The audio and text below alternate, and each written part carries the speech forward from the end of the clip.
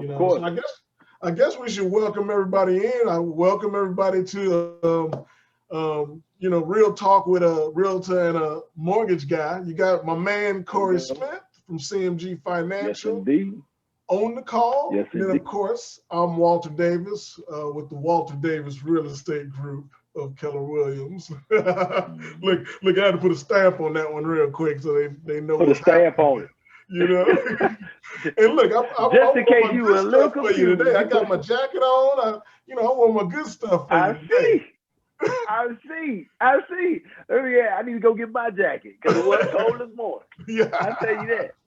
Hey, hey. I'm gonna keep it real. We're gonna jump right in like we always do on this thing. Let's I do got it. my notes right here on my desk. I got my notes here. I got And last week we talked about that we was gonna talk a little bit about that the $15,000 Biden grant you. with his administration. I know I've been reading a little bit up on it. I know you probably done kind of kept up on it, even though it ain't hit yet. I know you tried to Right. get ahead of the game on that a little bit. And then I want to dig into, because this came up this week. You're going to love this, right? So I had a client Uh-huh. call me. I know we've been kind of beating up bad credit. You know what I mean? Not in a Right. bad Right. way, but we just been kind of talking hard about, the process, getting stuff Of done, course. setting up behaviors. And so, this question came up to me this week because I had a client that had some Okay. challenged credit. I'm gonna keep it nice today. Had challenged credit, Challenge. That's a and better way to and put it. yeah, try. Sometimes I can get a little PC, but he had challenged credit, and he called me. He said, "Okay, Walter, this is what I need. I know what I need to do, but I need some grant money." Okay, Okay. which kind of falls Right. into our conversation today with the Biden grant. But he said, I need some grant money. I said, okay, you know me. I asked a normal question. Well, how much money you got? You know what I mean? How much Right. you plan on putting down?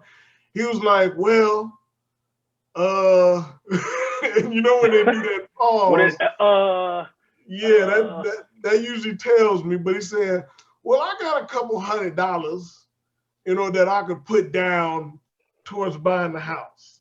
uh-huh. So what I want to ask you about is, first, I want to ask you about the importance of saving some money and having a little bit of money for down payment, for closing costs, and then how that correlates with grants. Because even though we're talking about the Biden grant today, there's other grants out there, TSHAC, Seth, HAP, there's other grants out there, and it really works pretty much the same. So I'm gonna let you go ahead Yes. and kind of jump into that for a minute. Yeah, so the importance of it is that you're saying when people talk about these programs and these grants and stuff like that, people think, okay, well look, there's money out there for me to have. There is money, I don't have to have a whole bunch of money because I can get money from these different programs. But what most people don't realize or don't understand is that you still want to be able to have a little nest egg and a little bit of savings in going into these houses. Grants is not going to necessarily take care of just everything. And what you need to understand is that when you're talking about these grants or you're talking about these soft second liens, as we call them, or whatever, the more money you take, the higher your interest rate is going to be. So just because you have bad savings habits, you can end up paying thousands and thousands of dollars more than what you would have been able to pay had you just had better saving habits. So Mhm. what that means is that if you need to take a 5% assistance, your interest rate could be whatever. It could be 4%, 3.75%, whatever the case may be. As opposed to if you take a 2% or 3% assistance, now you're talking about you could be in the twos, 2.875, or you could be at 3%. And the difference between 2.875 and 3.75% could equal out to be a lot of money over the term of period that you're inside the house. So Mhm. although it's great to have a grant and great to have this money that actually helps you get you inside a house, you definitely want to make sure you have great saving habits because you want to have those funds in order to put yourself in the best position. So I want to take some money, but I don't want to max out the amount of money that I can take because I still want my monthly payment to be decent. Yeah. And if you think about it from this perspective, the lower your monthly payment is, the lower your interest rate is, the more house you can buy. So Yeah. now you're talking about, okay, well, look, I'm here, but now because of my savings habits, I can buy that house that has that extra bedroom that I wanted inside the house, Mhm. or that house that has that extra square footage that I need inside the house. So The now I can bigger just buy kitchen. more of what I Yeah. want. And I can buy more. So now it's not just I'm being limited, you know what I'm saying? And now I have to settle for a house or something, you know what I'm saying? Now I can actually maximize my situation.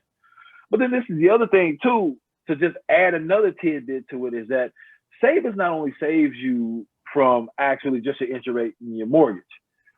When you move into a house, a lot of people don't think about the extra expense that goes into when you first move into a house.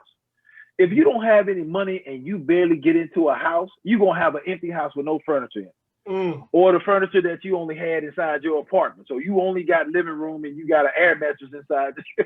inside your Yeah. bedroom or whatever case. You know Everybody else you got, know what I call that? I call that house broke. there you go, house broke.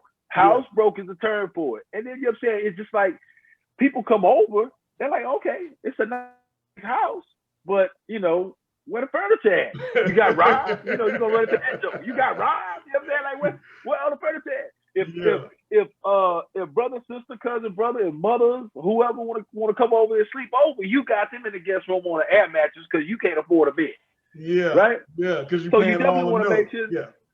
because you're paying all the note. Because you're saying you barely scrimping by just to have enough money for the deposit in order to get your utilities turned on and stayed Mhm. on, right? Mhm. So you're saying what I want people to understand the importance of actually saving is not only going to put you in the best position from getting in the house, but after the house as well. Gotcha. And I want to go back for a second, and I want to ask you a question about. So you said 2.8 to 3.8. A lot of people like to Uh-huh. ask, what's kind of difference in price in that? Like, we talking $30? Are we talking $100? And of course, this ain't stone, but trying to get him an idea to Right. understand, kind of like Yeah. that can throw somebody's budget off. You know what I mean? Right. Just Right. that difference in price. But what is that? What kind of number are we looking at there roughly? So if you're talking about somewhere on just actual interest rate, we're talking about just going from a 3% to a 3.75. The difference on And I don't mean to cut you off. We'll yeah, use the average selling price of Houston, which is yep, is a little bit about 250 to yep, flatten it out. So the house is about 250, which yep, means your note to be X. So yep. what's the difference between that 2%? The difference between that could actually be anywhere between $40 to $65 per Mhm. month difference on actually what you're actually paying. And then that actually goes a long way, not only on your debt to income ratio, it goes a long way, but it actually goes a long way as savings as well. Mhm. Because you take that $65 or whatever, you know what I'm saying, and multiply that over a year, multiply that over 30 years, you know what I'm saying, that's a lot of money being spent. Yeah, yeah. And the other question I have for you is okay, because I think a lot of people don't understand for the grant, like why do they have to pay a higher interest rate to get more grant money? Mm-hmm. You know. So essentially, you know what I'm saying, it's kind of one of the ways, like it goes to the saying, nothing's for free. Uh-huh. Uh-huh. So you know what I'm saying, if there was the option available there for people to take whatever assistance that they want and actually be able to get the same interest rate, actually, you know what I'm saying, everybody's just going to select the lower interest rate, of course. Mhm. They'd be crazy not to. Mhm. And I wouldn't let them pick anything up if that was the case. But you know what I'm saying, from the program's perspective, they have to kind of even the playing field a little bit. And even just from a cost point, you know what I'm saying, it's still going to cost the program a certain amount of money because at the end of the day, everybody's selling these loans to the investor. And there are certain costs for these different rates, but these down payment or grant programs have automatically based in what their actual costs are, and they kind of fixed those so that they can benefit the homeowners. Yes. So without just confusing and getting too technical about it, for the better interest of the homeowner, they make it to where, you know what I'm saying, the more assistance that you take, the higher the interest rate is going to be. Because at the end of the day, it's incentive for you to actually save money. Yes. Yes. And I remember back in the day, like I said, even though I'm a young buck in this game, I've been doing this since 2005. So Yep. Yep. I remember pre-bust and during the bust when they had grants, and grants would run out of money in like March. Like Yep. all the money would be Uh-huh. depleted. You know what I mean? And it wasn't like this where they kind of had a bigger interest rate, a little bit more interest rate that they paid. You know, it was just like grants were free fall, first come, first serve. You know what I mean? Yep. And so, you know, my mind tells me that somehow they instituted some of that into this too. I think, you know, like I said, this is just a real estate agent getting outside their lane talking for a minute. but You're right. instituted, because I remember we go back to get one in April for somebody, and all the first time home programs would be done. Nobody had no money. None of the grant programs were available. And so, and then if they didn't have that money, and this is what I think a lot of people need to remember too, is that the grant is to supplement, not to pay everything. Okay. Yep. Because a lot of people believe that with a grant, this is 100% financing. There is no 100% financing in this game. You paying somewhere. Okay. Yeah. There you go. You can move money around per se, you know what I mean? The grant can eat up, which I want to talk to you about that. Let's say I got a 5% grant with T-Shack, right? But you got me an FHA loan, which means the down payment is only 3.5%. Where does that other 1.5 go? That other 1.5 would actually go towards your closing costs and your prepaids. What the misconception is that a lot of people just think about, hey, look, 3.5% down payment, I got that. That's all I need. Well, no, not necessarily all you need. You actually need more than that, because you need to calculate in the actual closing costs, the title fees. Title company got to get their information, got to get their funds or fees, or whatever the case may be. You have survey, you have appraisal, you have lawyers drawing up paperwork and stuff like that. They got to get their fees, so on and so forth. So there's a lot of other fees that go into it. And then you also have what we call prepaids. Mm-hmm. And for those that don't know what prepaids are the escrow money that we actually set up for you to actually make sure your taxes and insurance gets paid at the end of the year. Mm-hmm. So escrow is kind of the technical term for it. The way I kind of like to simplify things is I say it's a savings account that we actually set aside and open up for you. And every monthly payment that you make, we're taking a portion of that monthly payment and sliding it inside the savings account that we set up for you. Mm-hmm. So at the end of the year, we're going to make sure that your taxes is paid and that your insurance is paid, not only to protect you, but protect us as a bank to make sure. Yes. But then the other thing is this as well, is that when you're talking about the prepaids that you have to pay at the closing table, we're going to collect 3 months of taxes and 3 months of insurance to set up your savings account. Mm-hmm. And then what a lot of people want to ask is, well, why are y'all taking money like that? Why are y'all doing that? Because I thought I'm just making my monthly payment and paying it. Mm-hmm. Well, if you think about it, you have 1 year before that actual renewal comes up, and then you got to pay it again. Or less. Or less, right? So what we do is we take a cushion, because when that renewal comes up, your insurance can go. We already know how insurance can go up. Yeah. Your insurance could go up and your taxes can go up. So we're going to take 3 months of property taxes up front, and we're going to take 3 months of insurance up front to slide that inside your savings account. So at the end of the year, if your insurance goes up or your property taxes go up, there's a little bit of a cushion there in order to still make sure it gets paid and there's not a shortage in your escrow account. Yes. Because if there's a shortage in your escrow account, guess what's going to happen? Your monthly payment's going to jack up. Monthly payment go up, you know? It's going to jack up. Yeah. Well, and it's funny that you say that, because a lot of, I remember the days when that was more of an option. We could do non-escrow or escrow, which, by the way, y'all, that's why the bust happened, or a big chunk of it, just so y'all know that, right? Is people was in these adjustable rate mortgages, and they were in mortgages where they didn't have to pay the escrow in the note, and they did that so that the note was small. It's kind of like those calculators that they look at online. Usually they just talking about principal and interest, right? They don't include taxes and insurance.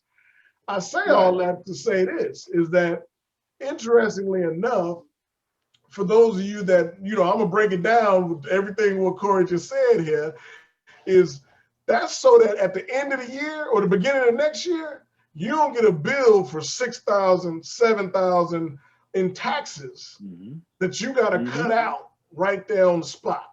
Because most people don't have $6,000 or $7,000 that liquid money that they can just cut out because they're not doing the savings themselves. So the bank is doing it for them. You know what I mean? So that's good to know. I think they'll like that. And so let's kind of dig into this. Well, let me skip topic for a second. I'm gonna skip topic for a second and go to let's do it. What's going on with this interest rates? I said a couple of weeks ago interest rates are gonna start going up, and my understanding is the last 2 weeks these interest rates have bumped up. Yes. Yes. Do you see that as a trend going forward this year? They steadily been creeping up. I still see it as a roller coaster going back and forth. I think, for just about Monday and Tuesday this week, they've kind of been trending down. Today was a little bit unstable, as, when market becomes unstable, obviously lenders start to price at worst case scenario. So, the rates start to get a little bit ugly. But today, I think, I got an email that something that it's kind of leveled off, and it's not so volatile at this point. But, that could change at any point in any moment.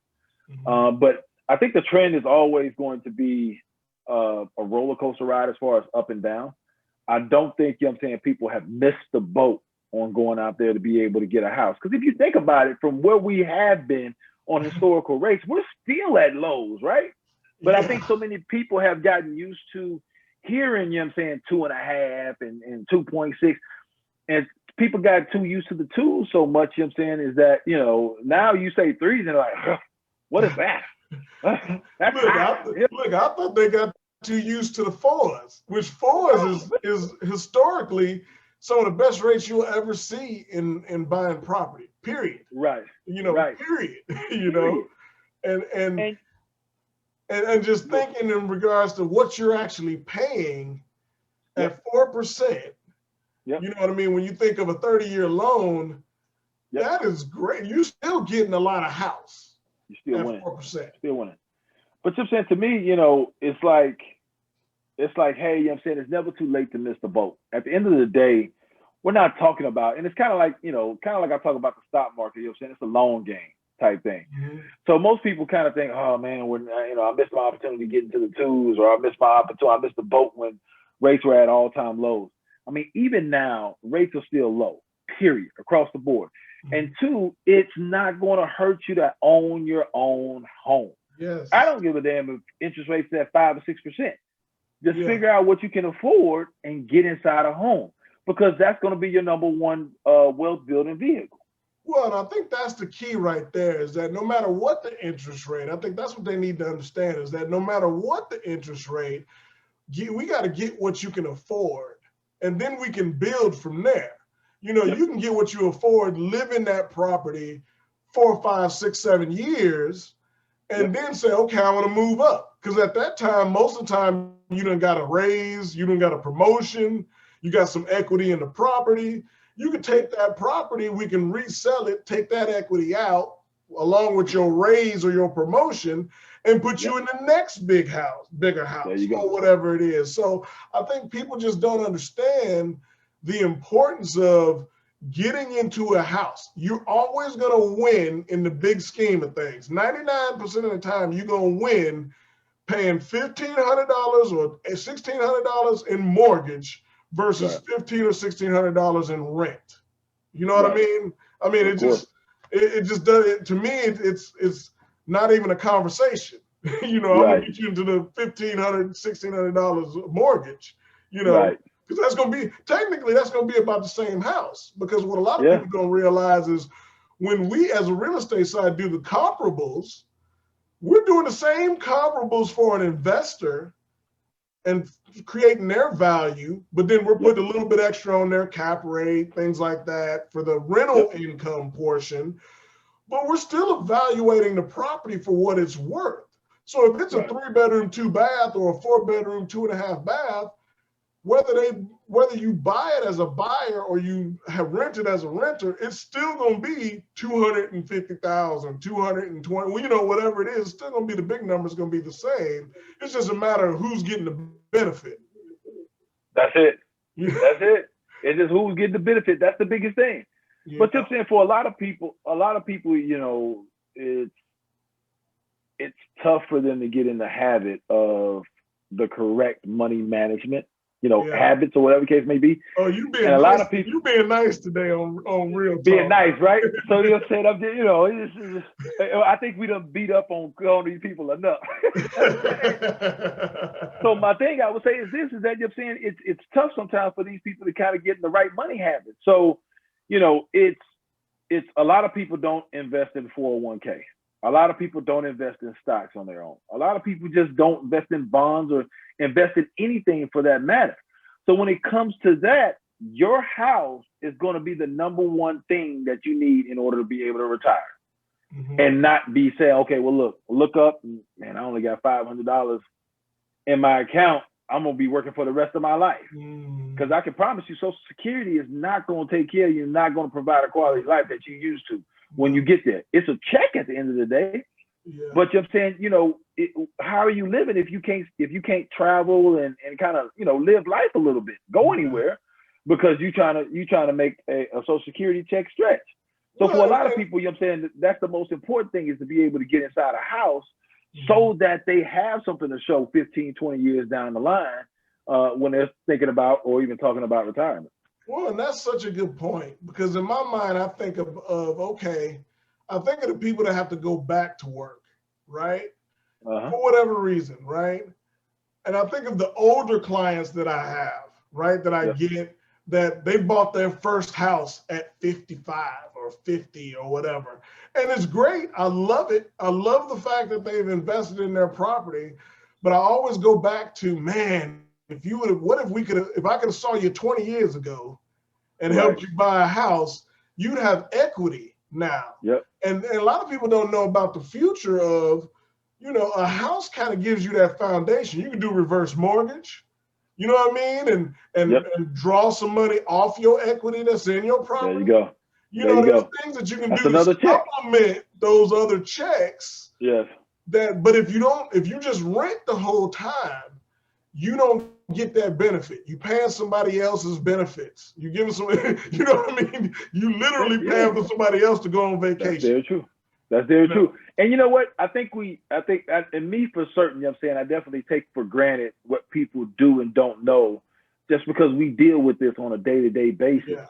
And then, you know what I'm saying, you brought up a great point, you know, when you talk about if you're an older person and you get towards that end of the years where you're thinking about retirement, a reverse mortgage may be something that you can look into and actually become another check to help supplement some kind of income.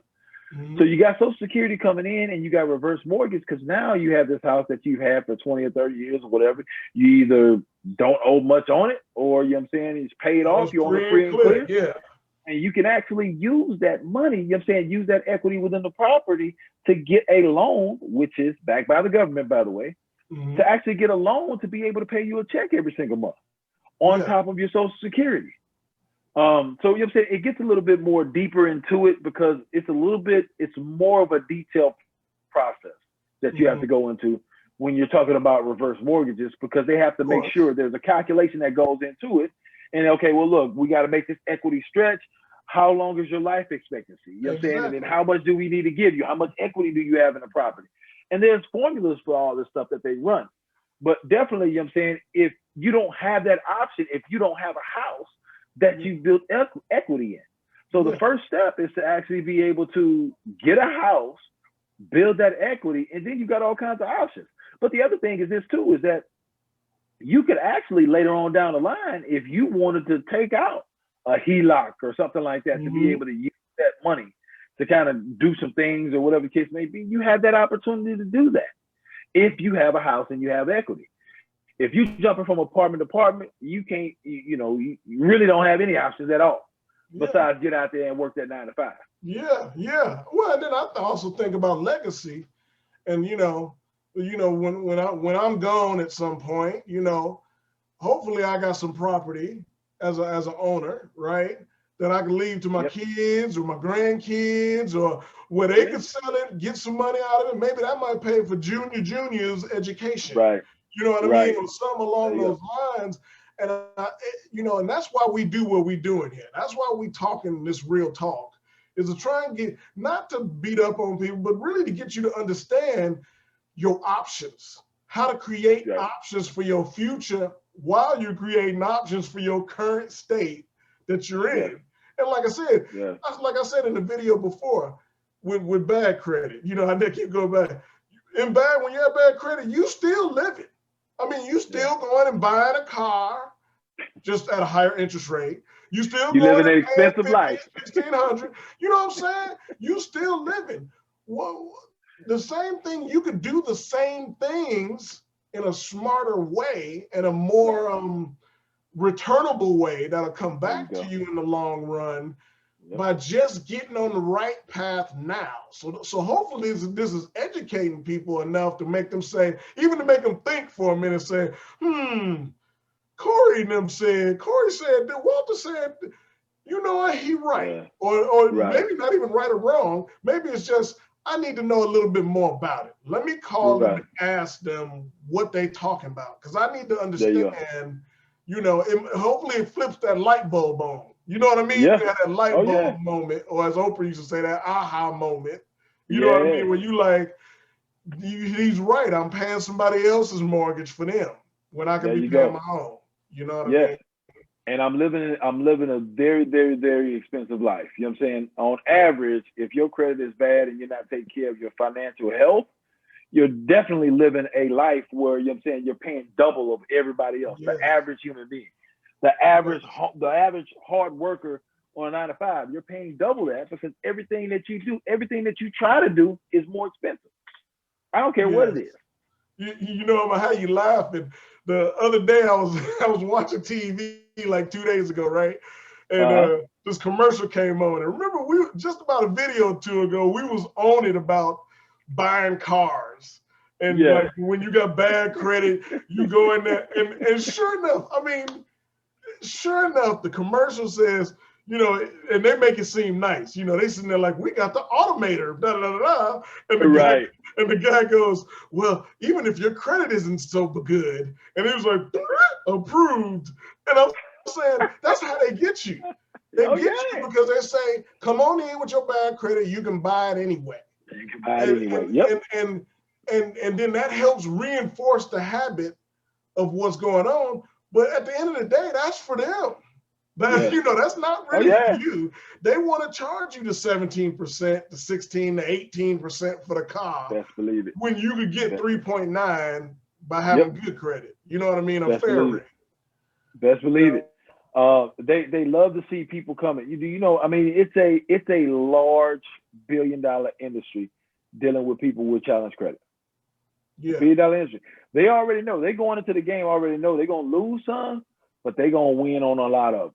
Because Yeah. I mean, they charging astronomical prices and astronomical rates, astronomical everything. And Yeah. it's going to offset each other, and they're going to end up making a lot of money. So there's a reason why they're rooting for the bad credit person to come in, because all they see is cha-ching, cha-ching. Well, and in their mind, think about it like this: it's risk versus reward. It's a Yeah. numbers game for them. If I get Yeah. 100 people in the door, I can turn 50% of these people minimum, Oh, yeah. even if they got bad credit for this Yep. car. And guess what? If they don't pay on this car, I'll go get it. That's kind of Yep. their thought process. That's it. But that's I why go get it and also sell it to somebody else on and the sell it same to terms. somebody else that's got bad credit and hit it to get it. And this is why I think people need to understand, I'm coming to this point of why people need to understand why that doesn't work with buying a house. Yeah. Because when you buy a house, they're giving you $250,000 in some cases. Yeah. That's not a $10,000 car they can go just pick up. And the rights of coming in and going through foreclosure and all that stuff, that's a overwhelming cost accrued too. Now, granted, they'll put it on you. Right. They'll put it on the owner, Right. or the former owner at that point. But the cost and then what it takes for them to do that is large. That's why they're not going to deal with challenge credit the way a car place would deal with it. Because I think that's some of the misconception too, is they think, well, I just bought a car. Why can't I buy a house? Well, because a Right. car is $10,000 versus $250,000. You know what I mean? Exactly. You know? Exactly. And it's way difficult of a process, you know what I'm saying? And then, you know, we kind of joke about, you know what I'm saying, we take everything and dig into everything, and we also get a DNA sample, right? To try to put you inside a house. Because, you know what I'm saying, it's such a detailed process, and it can be frustrating in some ways, because it's just like, well, damn, y'all getting all up in my business. Yeah. But, you know what I'm saying, to the point that you allude to is that, you know what I'm saying, like, we're talking about $250,000, or 200, or $500,000, whatever the case may be. We're not talking about a $10,000 car that you can just ride right down the street and just send a tow truck to go get, or something like that. So it's a very detailed process that I think people need to understand. And there's a reason why getting into a car is a lot easier, and a reason why we like to tell you to come get a house first before you actually go get a car.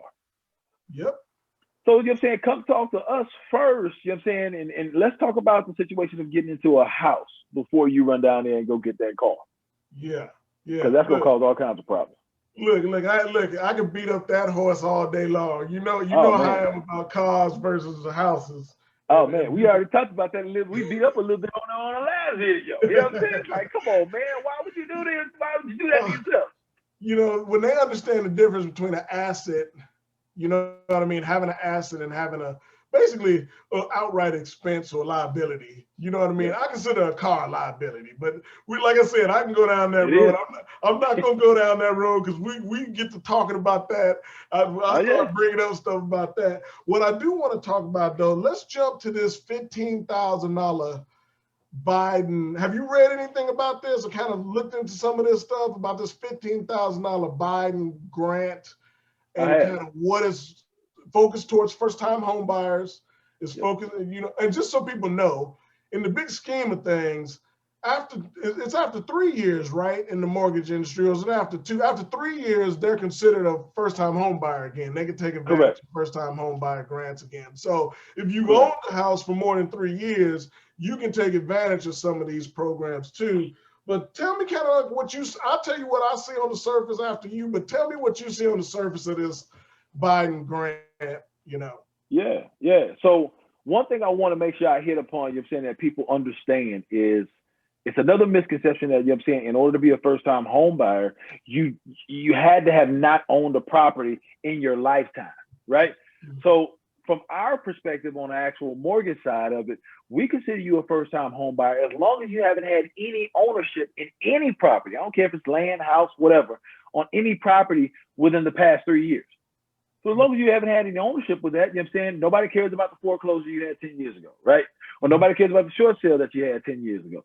And if that's the case, then, you know what I'm saying, it's not necessarily a big deal because you're way beyond the wait period. But if you haven't owned a home since that time, you're technically classified as a first-time home buyer. So I want to make sure, you know what I'm saying, we kind of hammer that point home, because people need to know that, because, you know what I'm saying, they don't necessarily know. Most of them don't. Most people don't. Most of them don't. Yeah. It's one of those things we take for granted. All right. So then now to get into the actual Biden grant, the Biden grant is going to be up to $15,000. The benefit of it is that, you know what I'm saying, they're trying to figure out a way to get people the grant at the closing table. Yeah. What happened is that they actually had grants previous to that before, and the grants that they had previous to that, you had to wait until tax season. You had to wait until you filed your income taxes and that type of thing before you could actually get that rebate or get that grant back, because it's all a reimbursement of the money that you actually put in.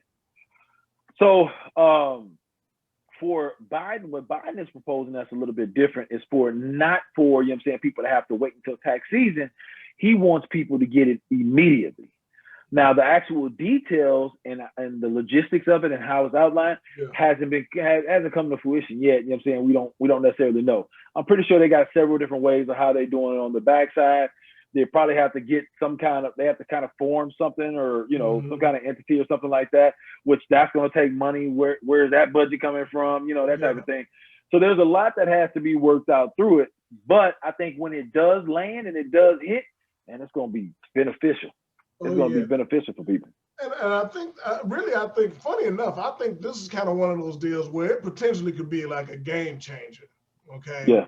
But I think what's most important is for the people that's out there now, that if you ain't ready now, you need to get ready. Because when this comes, you don't want to get caught. It's kind of like what we talked about interest rates earlier, right? Is there's no, you know, in our realm, there's no bad time to buy. You know, there's a common saying is, when's the best time to buy? Today. You know what I mean? That's kind of like the common saying we have, because of the overwhelming benefits that you get from ownership as a whole. Now, if you're an interest rate watcher, you know, you got some money and you know, you in a different bracket. That's a different conversation. Right? I mean, if you're somebody that got $500,000 invested in stock and $500,000 invested in bonds, and you paying cash for your house, but you want to find, that's a whole nother animal. I'm talking about the average person that is looking to buy a house, you know what I mean, either as an individual or for their family, and you know, they're not doing that on that level. Okay, is for the average person, the best time to buy is today. Okay. Now, hands down. We've been talking about this credit stuff for so long, and kind of really just hitting it. It's not because we trying to really get on the bad credit people that got bad credit. Look, I categorize. We are kind of. We are kind of. Yeah. we want to shame you into doing better. But yeah, that's true. That's true. But I think that we're trying to snap you into reality to understand that there's benefits that's in play. And if you're ready, we can move you into it. When you have challenged credit, we already at a 6 month, we already waiting 6 months minimum. Right. Okay. And I mean, because if you have challenged credit, let's be honest here. We're not talking about somebody that's got one thing on their report and all they got to do is dispute that or get it corrected, and it's done. When we say bad credit, we're talking about bad credit. You know, you got 30-day lates, you got 60-day lates, 90-day lates. You know what I mean? Like you got the gambit of stuff. Okay. It's going to take a minimum of 6 months to a year in some of those cases. You know, because as a lender, you don't want to. I mean, the bank ain't gonna give nobody a loan if they see 4 lates in the last 6 months. Right. I mean, so. That being said, all this is important because of the benefits of something like this Biden grant that can have you really walking into a house.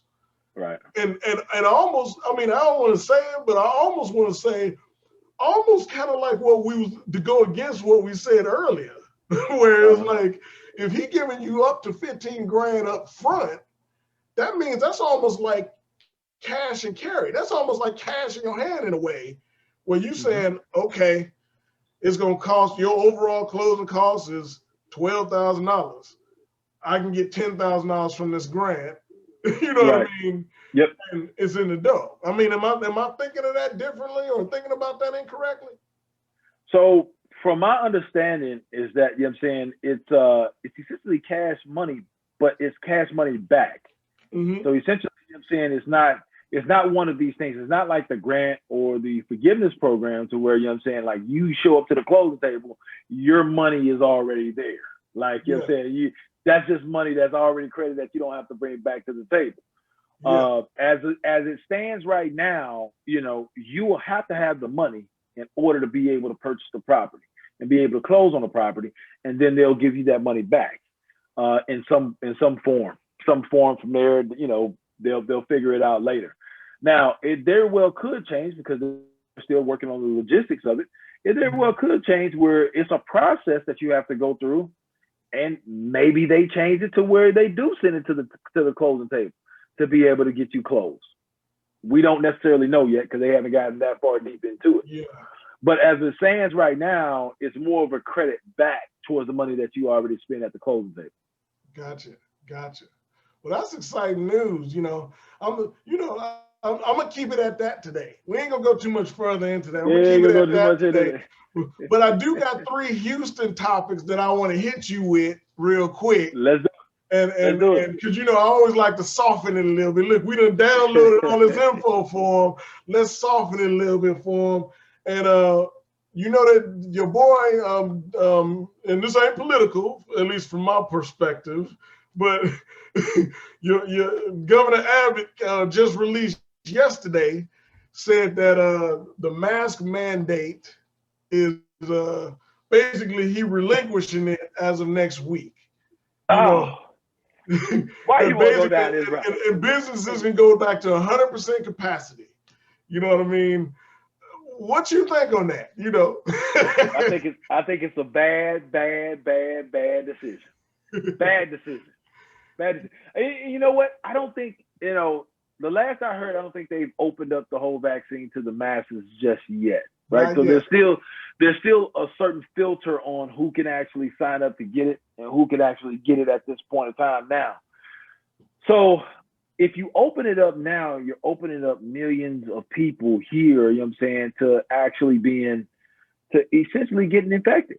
Yeah. Infected. And I do think, you know what I'm saying, it's still going to be limited a little bit because there's people like, look, we ain't listening to what he's talking about. Yeah. Like you know what I'm saying, my son's school has already sent out notifications. Hey, we don't care what governor says, the kids gonna still have to wear, you know what I'm saying? They still gonna have to wear the mask, regardless. Yeah. And I think a lot of people are still gonna feel that way.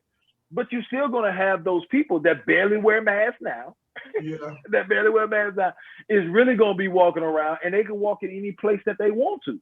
And now without a mask. And I think the numbers are gonna go up.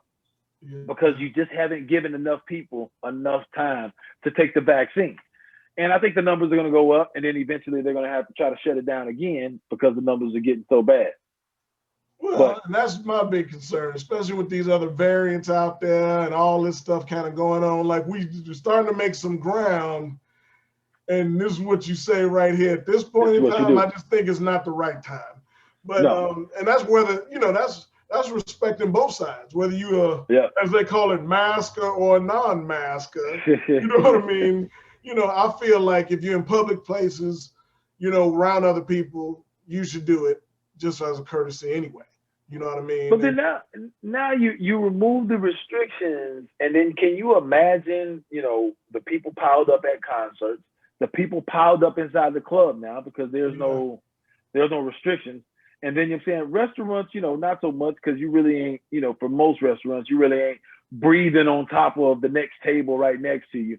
But I'm thinking more so of just those clubs, those social lounges, those places where they usually pack a lot of people within one place. And everybody's breathing that stuff. You know what I'm saying? And then you're talking about you're at a club, you got a drink. What you going to do with your drink? You're saying you ain't going to drink through your mask. So, of course, you're going to have your mask down or you're going to have your mask off because it's too much of a nuisance to have the mask on and still drink and socialize and enjoy yourself. Yeah. And again, you know what I'm saying, you're around other people. And let's be honest, you know what I'm saying, a lot of people are not necessarily responsible enough to, even if they did test positive or even if they do feel like they have it, you know what I'm saying, they're not going to be out forth with it. You know what I'm saying? They're not going to be respectful of other people's space. Yeah. Hey, man, I know I'm sick. You know what I'm saying? I know I don't want to get nobody else sick. Maybe I should wear a mask or maybe I should distance myself. There's some people out there that don't think like that. And I think that's going to be bad for the numbers. Yeah, me too. Well, to move on, I just had to pull that one up because that one came out of left field for me yesterday. I was like, what? Didn't we just start dropping? Y'all just got some vaccines. Man, look, they dropped the news. Said he was having a press conference. Said he's gonna be lifting the ban real soon. And when they said that, I was like, oh, here we go. I will say on one good note that I'm, because I want the well-being of everybody to be good. You know what I mean? Is I know people. I've had people in my family and friend area that I've had some people pass away from it. I've had some people really sick. I've had some people that didn't have nothing, was asymptomatic. So I've had the whole gambit.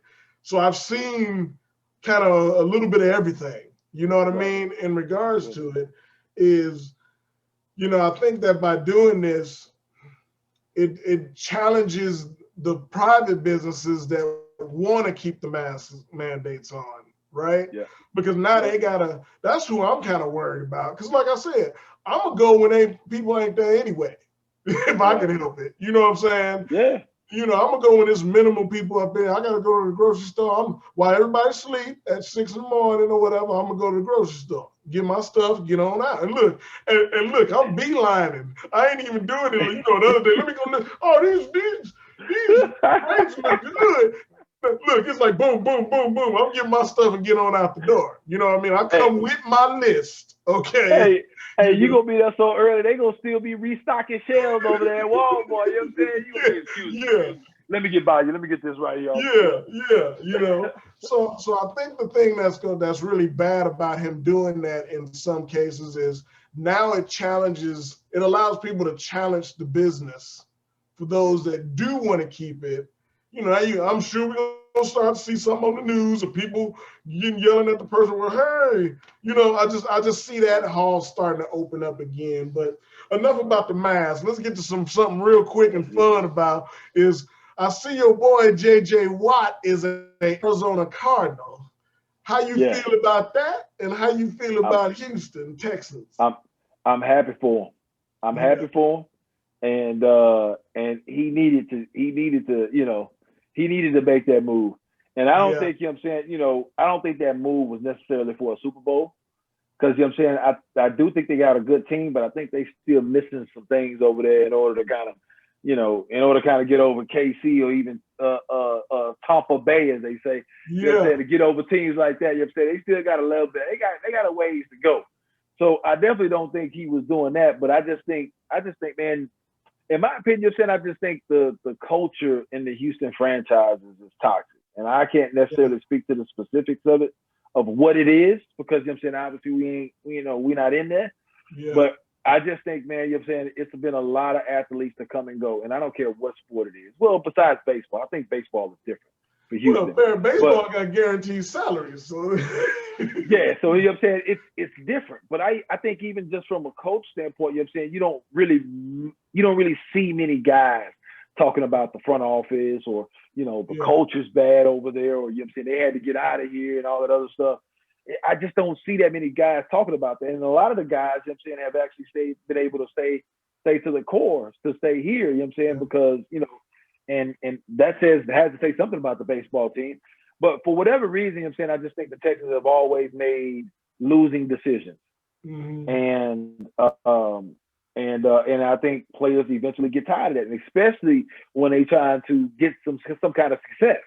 Yeah. Nobody has fun when you're getting your butt kicked every night. No, that's for certain. No. Which brings me to my last one for you, which I know I actually probably had two. Well, actually one came up today, so I got two. Tagging on the JJ Watt, they gonna trade Deshaun? What they gonna do? What you think is gonna happen? He out of here. He out of here. Look, I was hoping he'd trade him to my Bears. My Bears need a quarterback. I'm okay with that. He can go on over there. We good. They should have picked him anyway. They picked Trubisky and passed on him. And then Deshaun Watson is Deshaun Watson. You know what I mean? We could have had him anyway. Oh, yeah. And then it's, I don't necessarily know, but, I'm looking forward to seeing him go too, man, because I think he's spinning his wheels. He's been here, 4 or 5 years? Yeah, I think he's on his fourth year, I think now. 4th year, something like that, man. And I can't, just from the beginning, man, they just haven't found a line to protect the cat, man. He's running for his life, majority of the game. And for the longevity of it, it doesn't actually help you out. Tom Brady has the most time of any quarterback I've ever seen in the backfield. He be sitting there. He be patting the ball. He goes through progression like 4, 5, 6 times. Just going through people. It's ridiculous. And now, mind you, he's left New England and went to Tampa Bay and still had the same amount of time back there in the field. So you can't tell me you can't build an offensive line to protect your daggone quarterback. Yes. Well, that's ridiculous. I think the other side of it too is Tom got a running game. He always got a decent running game. He ain't never got superstar running backs. Like Fournette was probably his most superstar running back he done had his whole career. In his career. Right. Right. But he got enough of a running game where, all right, I can hand it off, give me a couple yards. All right, now I'm sitting back here for these 5, 6, 7 plays and throw the ball. And you're right. They spend the money on that line and they keep that line straight so that you're right. Could you imagine what Deshaun would be if he had a decent line? Oh man. If he had time back there, you know what I'm saying? And not only so for a quarterback, you can only do so much. Yeah. And for you to not give him an offensive line, and you taking receivers away from him. Look, that's what I was going to say. Like, what are you leaving him? Yeah. Like, come on. Like, this is ridiculous. Like, it's no way we should have let Hopkins. I saw the talent in Hopkins back when we had DeAndre Johnson. I'm like, damn. Like, Hopkins making some plays. I'm like, Hopkins might be better than DeAndre Johnson. Yeah. I said, DeAndre Johnson, he's a legend, right? You know what I'm saying? He's been in the league for a long time. He's always played good. I get it. But the plays Hopkins was making, I'm like, damn. I'm like, he might be the number one receiver we got. Like, just getting into the league or not. I mean, because he got some hands. He got glue on them hands. Man, got glue. And we let him go. Yeah. Yeah. No, hold on a second. Hold on a second. We didn't let him go. We sent him away. That was your boy. Sent him away? And sent him away to somebody else. We still had him under contract. He traded him and got rid of him. But the thing is, you know what I'm saying, is that they had the conversation. Him and which we gonna go back. I'm gonna back up to that in a minute. But you know what I'm saying, Bill O'Brien and him had the conversation. I think it was something within that conversation that forced that trade. Yeah. So you know what I'm saying? I think had they been able to have that talk and hash it out and come to some kind of agreement or terms, I think he would still be here today. But you know what I'm saying, you had to trade him at that point because he's like, look, well, we can't come up with no agreement. Just trade me. Yeah. Like, look, I ain't gonna blast it over the media because I don't think that's the type of guy Hopkins is. But just you know what I'm saying, get me up out of here then. If we can't come to terms and you give me my money. But I just think once again, Bill O'Brien did a subpar, if not terrible, coaching job. Yeah. Up until the point where you give him the GM job too. Yeah. I don't know what that was about. I was like, tell me the reasoning behind that. What's the reasoning behind that? What made you think that it was okay for you to make him GM? Look, Bill Belichick, the best coaching of pretty close to all time, the way they kind of thinking this. He's not even the GM and the coach at the same time. Yes. And you get Bill O'Brien, Mike Tomlin. We can sit there and run down the coaches that aren't GMs too, co-GMs and stuff. You gave Bill, the Texans Bill, control over your roster? And Bill O'Brien was in there draft day doing some drafts, and the commentator was like, I don't even understand this. Like, what is he doing? I don't know. Maybe he got a plan that nobody knows about. I don't know what he's doing. Like, come on. Yeah. I just, man, I don't know. I just think, you know what I'm saying, and I always like to go back to this example. I just think going back to the Rockets when the Rockets won that back-to-back championship, and they got rid of the whole team. Jordan was on vacation, but go ahead. Yeah. You can tell when you got a Chicago fan on the mic with you, huh? Oh, I know it. But just to give yourself a chance to make it back. You're right. Or you know what I'm saying, just to have a good season. You know what I'm saying? Like, you want to try to keep that core. And they blew up the whole team. Like, I never understood that. So, for me, in my opinion, you know what I'm saying, I've always thought that, Houston franchise team, they just make decisions to lose for whatever reason. I don't know if it's more money in losing or something, but nobody can seem to figure out what is it about Houston franchise that make these bad decisions. Look, and while you're on the Houston Rockets, I'm gonna hit you with my last one, which is I just read that your boy Harden, they gonna retire Harden's number at the Rockets. Hey man, Why? he said he got Houston. He got H-Town running through his veins, running through his blood. He said he always gonna be a Houstonian. I Did said okay. did he? But in my mind, I'm saying, did he really do it like Hakeem or even Ori? You know, Big Bob, Big Shot Bob. You know what I mean? Like some of these cats that, like, was he really that impact? Like they got championships to put with it. Yeah. I think he was, just depending on what measuring stick you using, right? So you know what I'm saying? He's set some records, won some goals and plaques and everything else, like them guys, but he didn't bring any championships. And truth be told, you know what I'm saying? Like, you know, in sports, that's just what it is. You know what I'm saying? Like the your career and your legendary status, you know what I'm saying, is based upon how many championships you won. Yeah. And he just hasn't won any. Yeah.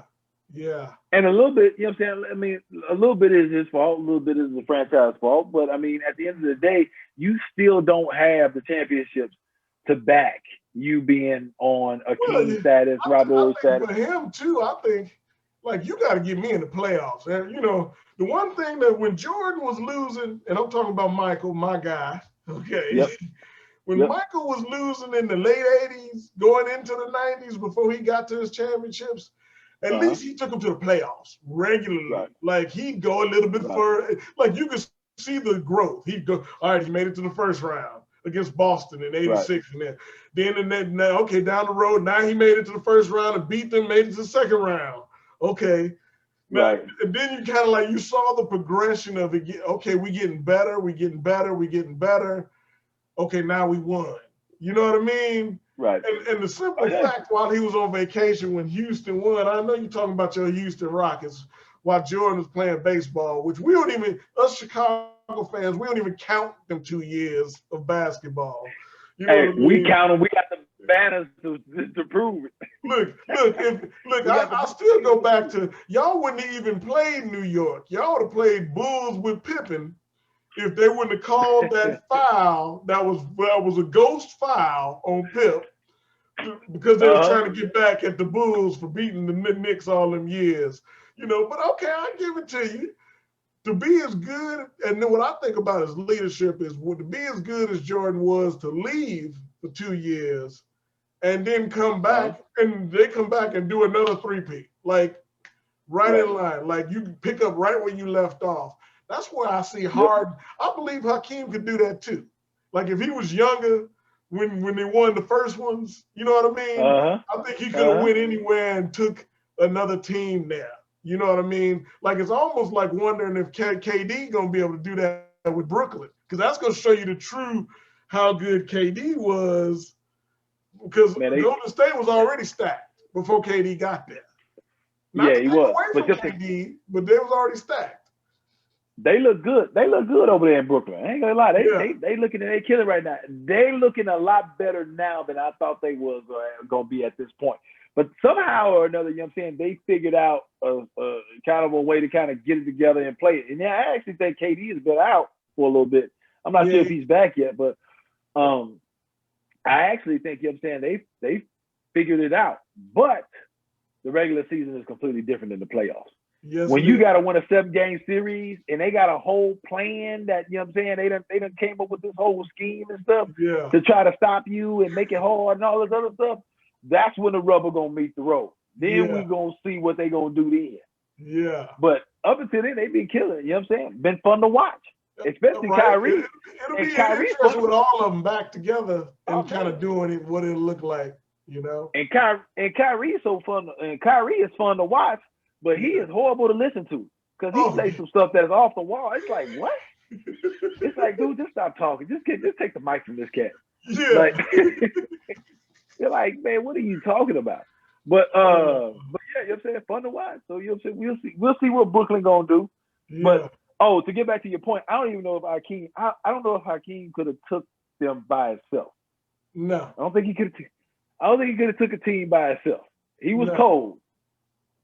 He was cold, but the general, you know what I'm saying, what was that, the Colonel General, David Robinson, Yeah. He gave him fits for a few years until Oh he got yeah, old. he did. David Robinson wasn't no joke when he was young in the game. But David Oh, Robinson needed Duncan to get him there. he did. He did. You know? They all need somebody. You know what I'm saying? And man, I really think Rockets could have did a lot better than what they did if Harden was a natural born leader. Yeah. I think the one thing that, you know what I'm saying, they lack, nobody's taking playing ability and all that other stuff. But I think if he was a leader like, or something similar to like a LeBron or something like that, where guys rallied around you, they wanted to follow type thing.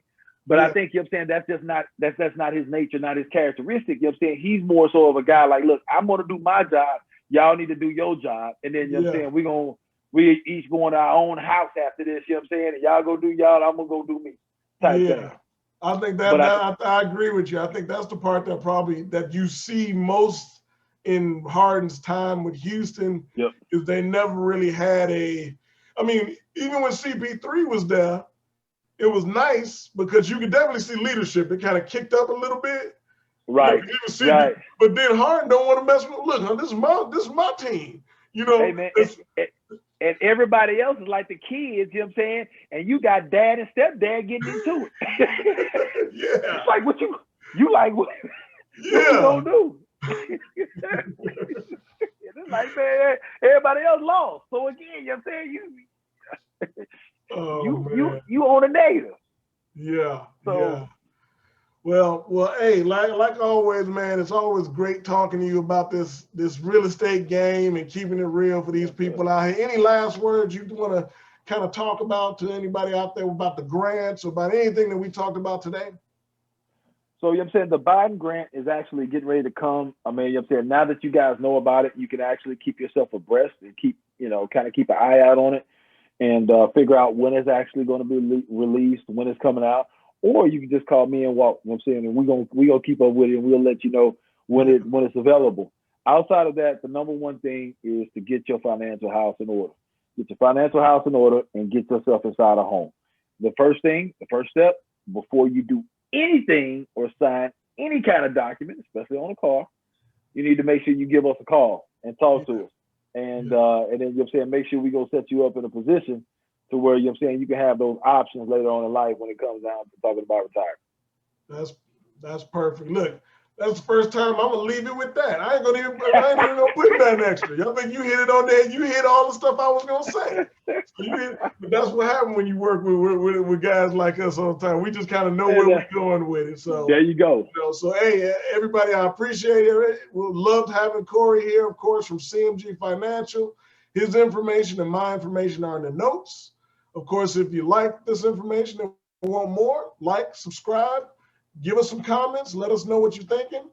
We're gonna do, you know what I might do next week? We're gonna do a Q&A. I'm gonna post a Q&A on Instagram, collect some questions, and we'll just do a Q&A all next week if you good with that.